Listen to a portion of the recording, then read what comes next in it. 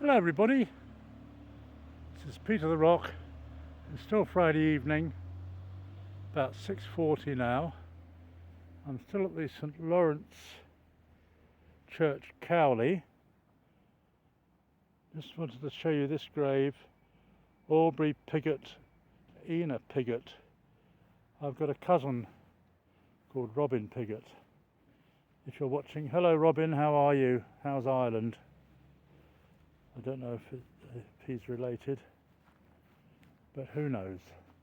Anyway, what I'm going to do now is sit down on this bench and tell you the saga of gracious Doris. Short story whilst looking at the church. Now, she used to live next door to me, and I came home one day almost exactly 10 years ago today, and I smelt something wrong. I thought there was something wrong. She hadn't taken in her recycling bags, or the milk bottles were still out, or something. Something didn't smell right, and I thought that's a bit odd. Now not really interested in what my neighbours are up to, but this time our sixth sense told me that something was wrong. So I called round, tapped on the door, and I didn't really hear anything. So I tapped again, and then I heard this plaintive little voice, and she said, "Call an ambulance, call an ambulance." And poor Doris, who was in her 80s then, had fallen down in the hall and been in the same place for 24 hours, unable to move. She'd had a stroke. And I thought, oh dear.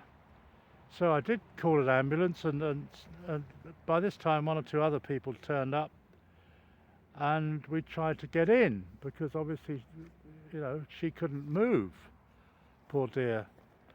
And so the police were also called, or the fire brigade, to try to get us in, and they couldn't get in because the windows were triple glazed, and somebody had a kind of diamond tip on a hammer and hammering away at the triple glazing. Didn't get very far. It took a long time, 20 minutes at least, before someone could get in through the window, get in and open the door for the ambulance. And the ambulance took Doris into the ambulance, and they sort of looked after her for quite a while and drove her off to hospital.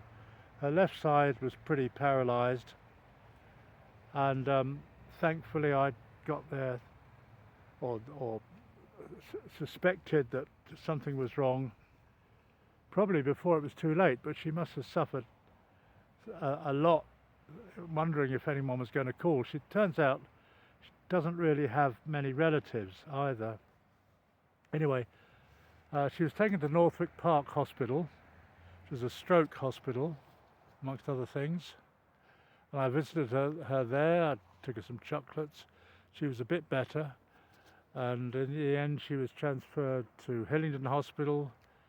I went along to visit her, and she was asleep, so I let her be.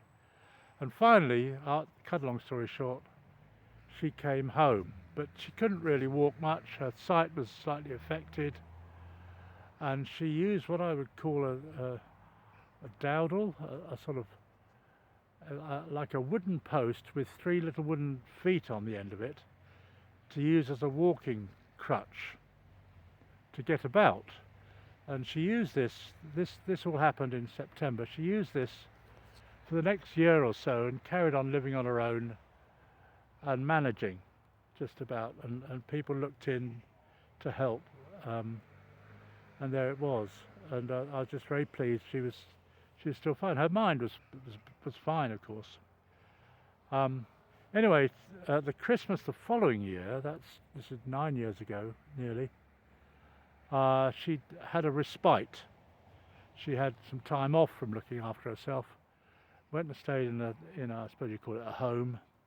Liked it so much, she thought, oh, I like this, I'm going to stay here. So she sold her house, put it, in fact, up for auction. Sold the house, and the proceeds she has used to pay for her subsistence in this home, and she'd tried new things. She went up in a plane, did all sorts of things, had a new lease of life. And dear old Doris is in her 90s now, and I don't visit her nearly enough, or don't call her enough, but I was very pleased that she got through it. I mean, she was my neighbour for a long time, decades, and when I first moved in I wasn't very good at the gardening, and she and her husband Joe died back in the 70s or 80s. They saw me as a young man then, and they didn't really know how to complain about my garden, which I'd let get a bit overgrown. So one day I was out walking out at the front, and Joe came up to me and pressed a newspaper cutting into my hand, and it said something like somebody in Rice prosecuted for an overgrown garden or something.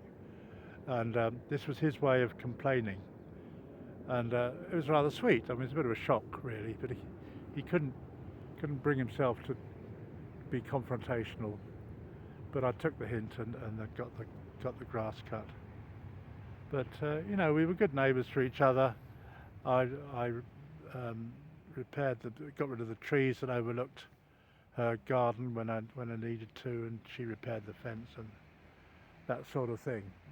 Very keen on her flowers. She was a big RNLI member. RNLI stands for the Royal National Lifeboat Institute, and in her later years she would have events, parties or whatever, and sell all sorts of things, diaries, jam she used to make, marmalade in the garden, and the proceeds would go to the RNLI. So bless you, Doris. You've had a good life. I'm so pleased that you're still going. I hope you're still going. You used to be, I was going to say an habitué, but a regular at this church. I knew nothing about that. And I hope you're still enjoying your sort of super retirement. It's a few miles away. And that's the story, the saga of Doris. I call her Gracious Doris because she was a lovely lady. Still is a lovely lady, I hope. And I was so pleased to be able to help her a little bit in her hour of need. We will all need someone at the end, I expect. Anyway, bless you for watching. Thanks a lot. Cheers.